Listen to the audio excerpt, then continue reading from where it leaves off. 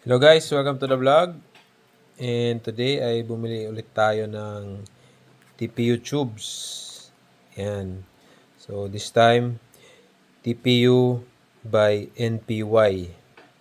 38 grams and 65mm na Presta. Last time, nabutasan ako tapos yung second TPU tube ko ay faulty.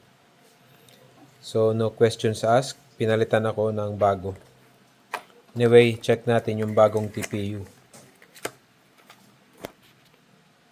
From the box, may user manual. Tapos, ito yung TPU tube. Kagandahan dito ay removable yung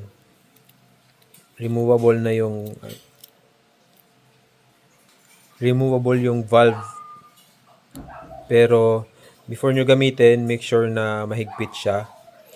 Tapos ito naman ay parang nakalapat sa labas ng wheel set ng rims, rather, para hindi magasgas yung rims nyo.